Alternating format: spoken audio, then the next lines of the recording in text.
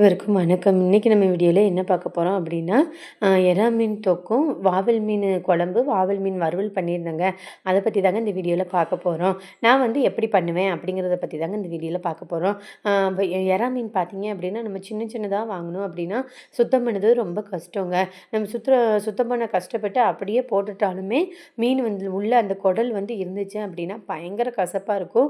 சாப்பிடவே முடியாது. மேக்ஸிமம் என்ன பண்ணணும் அப்படின்னா, இந்த மாதிரி எறா மீனில் வந்து ஃபஸ்ட்டு தலையெல்லாம் பிச்சிட்டோம் அப்படின்னா 2 பக்கமுமே தோல் இருக்கும். அதை பிடிச்சி இழுத்துட்டு அப்புறம் வாலை கிள்ளிட்டாலுமே அது தோல் எல்லாம் க்ளீன் ஆகி வந்துடும். அதுக்கப்புறமா அந்த எறா மீனுக்கு மேலே வந்து வயிற்று பகுதியில் தான் அந்த கருப்பு கலரில் குடல் இருக்கும். அது வந்து அந்த மேலே கத்தியை வச்சு நீங்கள் கிழிச்சிட்டு இந்த குடலை எடுத்துட்டீங்க அப்படின்னா மீன் வந்து சூப்பராக இருக்குங்க சமைச்சு சாப்பிட்றதுக்கு. அப்புறம் அதெல்லாம் க்ளீன் பண்ணி வச்சுட்டு அப்புறம் வாவல் மீன் க்ளீன் பண்ணேங்க.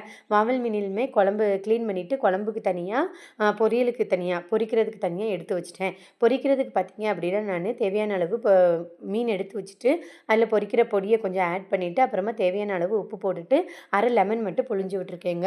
நிறைய பேர் பார்த்தீங்க அப்படின்னா மீன் பொரிச்சதுக்கு அப்புறமா லெமன் புழிஞ்சு விட்டு சாப்பிடுவாங்க. ஆனால் அந்த மாதிரி சாப்பிட்றத விட நம்ம இந்த மாதிரி மசால் போடும்போதே நம்ம லெமனை பிழிஞ்சு விட்டு நீங்கள் பொரித்து சாப்பிட்டு பாருங்களேன். அந்த உப்பு காரம் ஏன்னா எப்படியும் நம்ம கொஞ்சம் நேரம் ஊற வச்சு தான் பொரிப்போம்.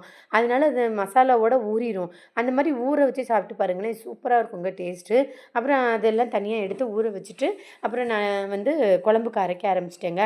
குழம்புக்கு பார்த்தீங்க அப்படின்னா சின்ன வெங்காயம் தாங்க நான் போடுவேன். சின்ன வெங்காயம் போட்டுட்டு அப்புறம் தேவையான அளவு கொஞ்சமாக இது சீரகம், மிளகு, பூண்டு இதெல்லாம் போட்டு நல்லா வதக்கிட்டு அப்புறமா நம்ம எடுத்து வச்சுருக்கிற குழம்பு மசால் பொடியும் போட்டு நல்லா கிளறி ஆற வச்சுருவேங்க. ஏன்னா நல்லெண்ணெய் வந்து கொஞ்சம் நிறைய ஊற்றிக்கோங்க.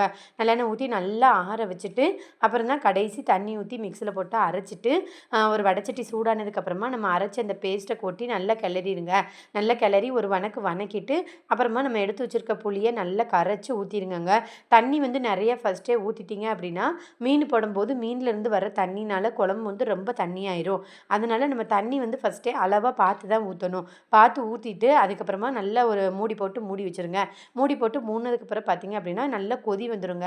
கொதிச்சதுக்கு அப்புறம் தாங்க மீன் போடணும். சில பேர் பார்த்தீங்க அப்படின்னா அந்த கூட்டி வைக்கிறதோடையே மீனெல்லாம் போட்டு வச்சுருவாங்க. நம்ம அந்த மாதிரி வைக்கிறத விட கொதி வந்ததுக்கப்புறமா மீனை போட்டு வச்சு பாருங்களேன், டேஸ்ட்டு சூப்பராக இருக்குங்க. ஏன்னா மசால் வாசமும் அடிக்காது, மசாலும் நல்லா கொதிச்சு வந்துடுமா. அதனால் நான் இப்படி தாங்க பண்ணுவேன். அப்புறம் மீனெல்லாம் போட்டு விட்டுட்டு போட்டு கிண்டக்கூடாது. நல்லா போட்டு ஒரு மூடி போட்டு மூடி வச்சுருங்க. மூடி போட்டு ஒரு 10 நிமிஷம் 1/4 மணி நேரம் மூடி வச்சிட்டிங்கனாலே மீன் அதுவே வெந்து மேலே வந்துடும். அதுக்கப்புறமா நம்ம எடுத்து கூட லைட்டாக இப்படி ஒரு ஆட்டி மட்டும் விட்டால் போதும். நீங்கள் போட்டு கிண்டுன்னு கிளறி விட்டுட்டிங்கன்னா மீன் எல்லாம் உடஞ்சி போயிருங்க. நம்ம சாப்பிடும்போது பார்த்திங்கன்னா முழு மீனாக வராது. அதனால் நீங்கள் செய்யும் போதுமே அந்த இப்படி ஒரு 2 பக்கமும் பிடிச்சிட்டு ஒரு இப்படி நல்லா சுற்றி விட்டு ஆட்டி விட்டுட்டிங்கனாலே அதிலே ஒட்டாமல் வந்துடும் மீனெல்லாம். அப்புறம் பார்த்திங்கன்னா அது ஒரு பக்கம் கொதிச்சு ரெடி ஆயிடுச்சு மீன் குழம்பு வச்சுட்டு அப்புறம் பார்த்திங்கன்னா தொக்கு செய்ய ஆரம்பித்தேன். தொக்குக்குமே பார்த்திங்க அப்படின்னா நான் அதிகமாக சின்ன வெங்காயம் தாங்க சேர்ப்பேன். சின்ன வெங்காயம் நல்லா சின்ன சின்னதாக கட் பண்ணிவிட்டு அப்புறமா ஒரு அரை சைஸ் அளவுக்கு தான் நான் பெரிய வெங்காயம் சேர்த்துட்டு அதையுமே சின்ன சின்னதாக கட் பண்ணிக்கோங்க. சின்ன சின்னதாக கட் பண்ணி நல்லெண்ணெய் ஊற்றி நிறையவே ஊற்றிக்கோங்க. கொஞ்சம் நல்லெண்ணெய் ஊற்றிட்டு நல்லா வதக்கிடுங்க. அங்கே பாருங்கள் இந்த மாதிரி வதங்கி வந்துடும். அதுக்கப்புறமா உங்களுக்கு தேவையான அளவு தக்காளி எடுத்துக்கோங்க. தக்காளி எடுத்துகிட்டு அதை மிக்சியில் போட்டு அரைச்சிருங்க. அரைச்சி பேஸ்ட் மாதிரி அரைச்சி அப்புறம் ஊற்றி அதை நல்லா கிண்டினீங்க அப்படின்னா அந்த எண்ணெய் வந்து பிரிஞ்சு வரும். அப்போ தான் நம்ம வந்து இந்த இறாலே போடணும். நல்லா பிரிஞ்சு வந்ததுக்கப்புறம் பார்த்தீங்க அப்படின்னா தேவையான அளவு மல்லித்தூள், தேவையான அளவு மிளகாத்தூள், அப்புறமா உங்ககிட்ட என்ன பொடி இருக்கோ மசால் பொடி அது கொஞ்சமாக போட்டுக்கோங்க. நான் கரம் மசால் கொஞ்சமும் புளிக்குழம்பு பொடி கொஞ்சமும் போட்டேங்க. போட்டு நல்லா கிளறி விட்டுருங்க. நம்ம வந்து கொஞ்சம் உப்பு சேர்த்துக்கலாம். உப்பு சேர்த்து நல்லா கிளறி விட்டுட்டு தண்ணி வந்து ஊற்றவே கூடாது. ஏன்னா மீனிலே தண்ணி நிறைய இருக்கும். அதனால் நம்ம வந்து தண்ணி ஊற்றாமல் அப்படியே எறா மீனை அப்படியே போட்டு நல்லா மூடி வச்சிட்டிங்க அப்படின்னா இந்த அளவுக்கு தண்ணி வந்துடுங்க. அதுக்கப்புறமா நீங்கள் வந்து கிளறி விட்டுக்கிட்டே இருந்தால் மட்டும் போதும். கிளறி விட்டுட்டே இருந்தீங்கன்னா அந்த தண்ணி சுண்ட சுண்ட பார்த்தீங்க அப்படின்னா எண்ணெய் பிரிஞ்சு வரும். இந்த அளவுக்கு நல்லா பெரட்டல் மாதிரி வந்துடுங்க. இது நீங்கள் சாப்பாட்டில் வெறும் சாப்பாடு வச்சு இந்த எறா மீன் போட்டு சாப்பிட்டு பாருங்களேன், அப்பா அப்படி இருக்குங்க டேஸ்ட்டு. அப்புறமா லாஸ்ட்டு கொஞ்சமாக மல்லித்தலை, கருவேப்பிலை தலை போட்டு இறக்கிடுங்க. அதுக்கப்புறமா தான் சாப்பாடு எல்லாம் நான் வடிக்க தாங்க செய்வேன். வடித்து எடுத்து வச்சுட்டேன். சாப்பாடு எல்லாம் எடுத்து வச்சுட்டு லாஸ்ட்டாக தாங்க நான் மீன் பொரிப்பேன்.